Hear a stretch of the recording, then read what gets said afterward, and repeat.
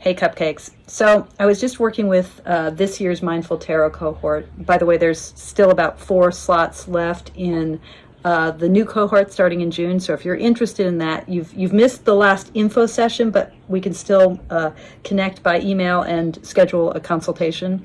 If you're interested in joining the group for next year, it starts in June, late June.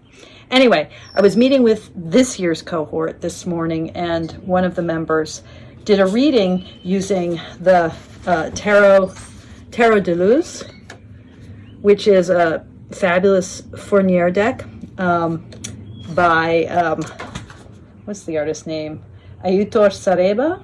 I might be mispronouncing her name. I love the Fournier tarot decks, and actually I went through a kind of spending spree a few years ago, and I bought a bunch of them and have used a few of them a bit, but the Tarot de Luz I've never read with. It's still in order. I have a bag for it because you know me and my bags. I've never read with it, and it's fucking gorgeous. So even though it was not in my pile, my stash O decks, cue the image of the stash O decks, even though it was not in that pile, I am, I'm going to use it for my test driving of the tarot, because in this morning's reading, one of the key cards that came up was the Emperor. And check out this freaking Emperor. The ram on top of the sun, the raptor on top of the ram. The sun doesn't look so happy either. So, that's a fucking amazing Emperor spread. So I thought,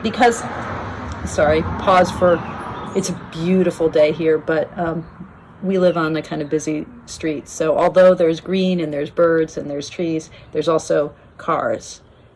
Anyway, I have had in my mind to do another test drive of my brand new Emperor spread. I just ran the spread last night. It hasn't been even 24 hours since I first birthed and delivered the spread. And I still feel like I'm fine-tuning it, getting to understand it a little bit more. So today's working with the Tarot of Light and its amazing Emperor, who's all light. Just made me think, I gotta give it another shot, and I gotta give it another shot with this deck. So I'm gonna shuffle it up, and I've never read with this deck, so it's still within the realm of this test drive idea. As I'm doing a little bit of the shuffling, let me just say that I thought that what I wanted to do with my Emperor spread was somehow to work with structures, and how structures can get entrenched, and how we loosen them up, or how we move them into action. So when I ran the spread last night, the key card for me was that King of Wands that came up from the deck that I was working with, the Metanoia Marseille of Carrie Snook. And so that King of Wands seemed to really confirm, this spread is about how do we take the very embodied structural solidity, that fourness of the Emperor. How do we take that, what can be a little oppressive, right? It can be a little rule-bound, a little hierarchical, like that ram on top of the sun. All these things, borrowing from the wonderful Michelle Kohler's reading of the Emperor in this deck. All these things really stacked on top of each other, that sense of hierarchy, of leveling up, of ascending, of being on top, that on topness, who's king of the hill. That sense of the Emperor, a little bit problematic, can feel a little isolating, a little bit domineering, a little bit tricky. And so I had been thinking that this spread was about how we loosen those structures. But then one of my subscribers said, I feel on a day like this when I feel shaky, I do really want to figure out the stability of the Emperor. I want to bring that into my world. So yeah, now I'm thinking that this spread is really about our world, what the state of our world is, and about us feeling that support, and also maybe feeling the places where the structure needs some fine-tuning. But I think that this is a spread that is fundamentally about inhabiting the stability of our world, finding the stability of our world, finding stability, finding support, finding structure. So it might be a spread that we use when we're feeling a little ungrounded, when we're feeling a little bit without a solid framework underneath us. I think that's what this spread is about. So let's dive in, shall we? Oops. Let's dive in. Okay. And I'm short on time here, so I think I'm going to pull the cards and then let the cards sit and come back to my interpretation a little bit later. So first I'm going to pull the 4 cards that make up the throne. Lower right corner, lower left corner, upper right corner, upper left corner. Yeah. Seeking stability in my world. Discerning what that stability is. 9 of Cups. Oops, and I'm not going to do reversals. 10 of Pentacles. Ooh, God, these images. 9 of Cups, 10 of Pentacles. Ah! Okay. The Emperor.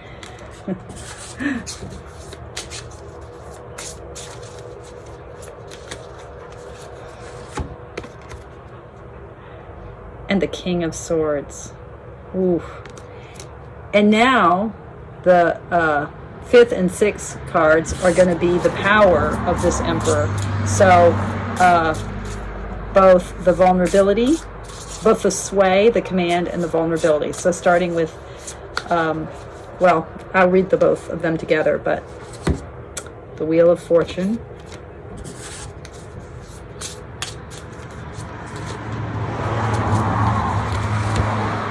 And the Hierophant. Ooh. And now, finally, actually, I'm not going to pull the Crown.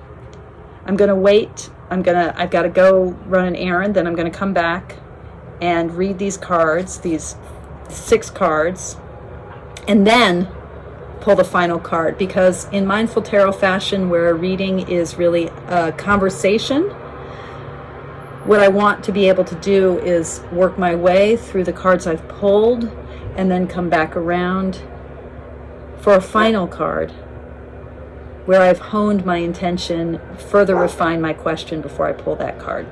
Okay, see you in a little bit. Hey, so I've taken a break and then moved from the front of the house to the back of the house because there's some loud lawn maintenance happening out front at our neighbors, and you know, can't blame them because we've had so much rain and it's a beautiful day. I mean, it is 7:30 now and all the sun in the sky. This is when the Pacific Northwest becomes my most favorite place in the universe. When we move into those long summer nights. It's May 12th and we're getting there. We're getting there to the summer. The summer is happening. Okay, so returning, speaking of summer nights and the long light, returning to the Tarot de Luz. Tarot de Luz. Yeah. So this is a very strange deck. It just is. And we're starting with this Emperor spread, you know, is all about, I think, finding stability in the midst of life's rockiness, understanding what that stability is and understanding how that stability can provide a platform for growth and movement. I think that's what where power comes from. I think that's what the Emperor spread is about. Where does my power come from? And starting with these two cards at the bottom of the throne. So this Nine of Cups, you know, that card that's so much about sort of self-fulfillment. Like if the cups are the suit of that watery, soulful, imaginal space, and 9 is the number where suits find their place in the self. 9 always returns home. That's the thing about 9. Take any number, multiply it by 9, and then add up the digits, and you end up ultimately with 9 again. 9 finds its way home. And so that kind of self-fulfillment, self-culmination here with, I think that must be like the remnants of a cocoon, and this weird moth-like but quite adorable character coming out, almost with wings that look like a painter's palette, but then this little worm snake at the bottom, and these weird antennae. Like, what does it mean to rise above the earth and the sort of earthy qualities of a cocoon or chrysalis, I guess? And how does the artist's vision accommodate that? The artist evoked by that painter's palette. And then this 10 of Pentacles. So we've got within those round suits, right? We've got like the culmination of, or near culmination of both the cups and the pentacles. Now, the 10 of Pentacles is one of those cards that's supposed to be a positive card that I always feel is sort of shadowy for me, because it always feels like generational wealth and legacy and, like, you know, building things up and power, and how that power is passed on one generation to the next. And that feels potentially oppressive. And yet this wealth is producing this flower, this really luxuriant and kind of intense and overwhelming and too much of a flower. And yet it's seeding the world with these pink dots. So this 9 of 10, a sense of how things accumulate, and how this rising up toward the sky, the moth flying upward, the flower growing upward. So that kind of upward growth that comes from the accumulation of riches. And then at the top of the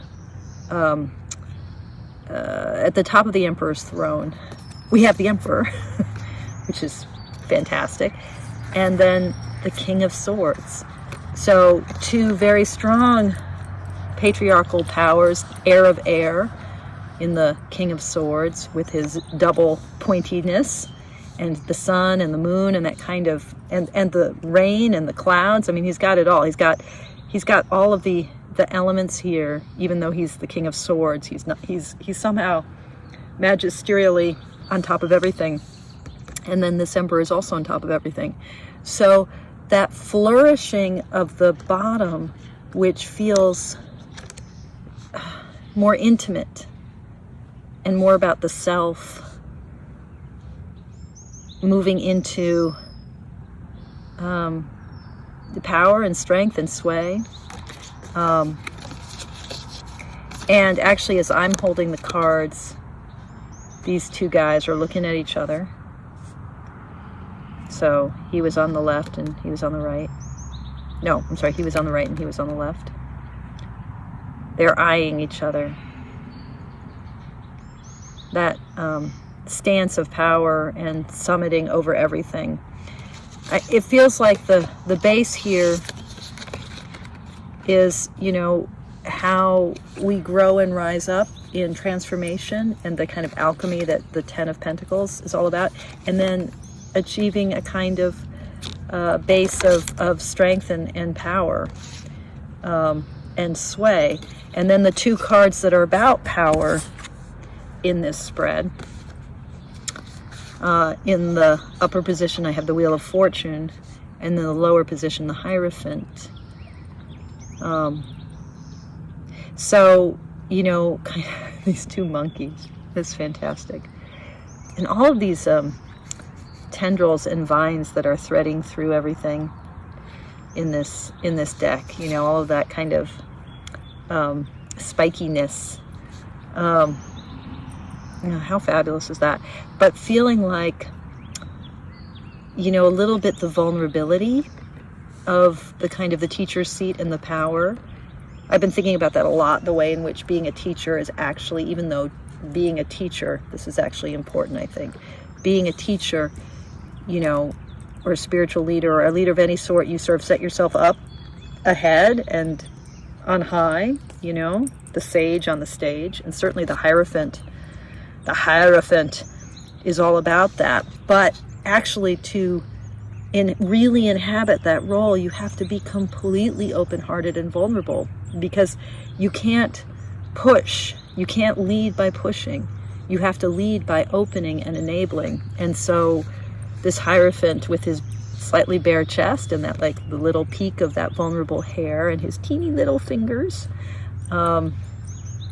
carrying this verdant and vibrant branch, but there's a vulnerability in that, and a kind of ultimately a giving oneself up to the movement of fate and destiny and the things that we don't have control over, the ways in which we are caught up in the movement of all things. So the power of this Emperor spread is a vulnerability of being in that role of being on high. That power carries. That's right, Opal.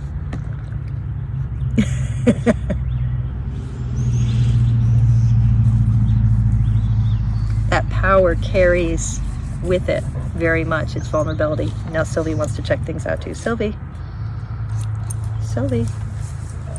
Yeah, Opal. Yeah, hi, honey. Yeah. Anyway, okay. So what's stabilizing me?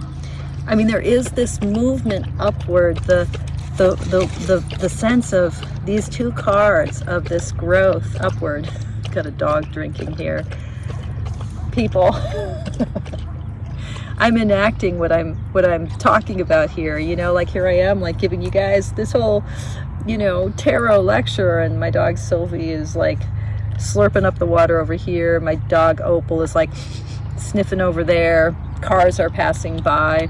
The light is fading. I have no fucking control over any of this. And somehow the trusting in this movement upward, this arising of the heart, of all that the cups and the coins represent, entrusting myself to that. So there's a teaching that I've been thinking about a lot lately, and that has to do with the robes that you wear as a Zen teacher. At least in my tradition, they're kind of buckled or fastened on the left shoulder, and they're open at the side, right the same side as the heart. So that sense, they're starting up the power tools over there. That sense, I'm gonna finish this reading if it kills me. This sense that being a teacher, your heart is exposed. And so here I am, I'm a teacher. In case you wondered, that is how I identify. I kind of identify with this guy as much as I maybe identify with this guy.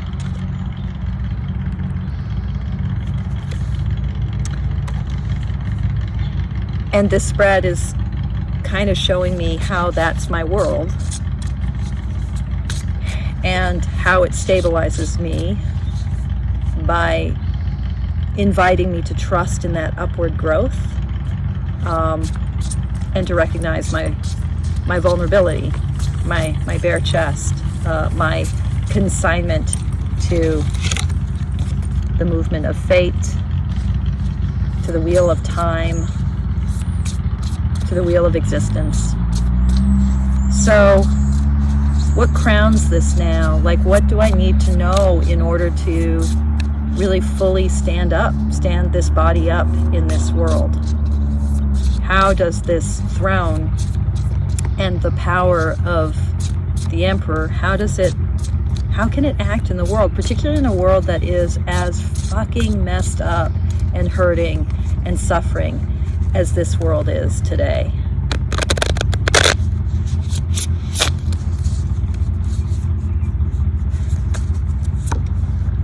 Yeah. Okay, dance with it. Just be with the world. Be the dancer. Center at the very heart of it all. Don't try to control it. Center within it and dance. Maybe. Oh, Tarot de Luz. De Luz. De Luz. De Luz. Yeah, working on my Spanish, folks. Wow. There you go. Okay. I think I have a sense of this reading. The Emperor reading. The Imperial spread. Yeah. And Tarot de Luz. Test drive the tarot, folks. Yeah. Thank you so much for watching, for your practice, for being with me, and putting up with all of this wackiness. Toodles.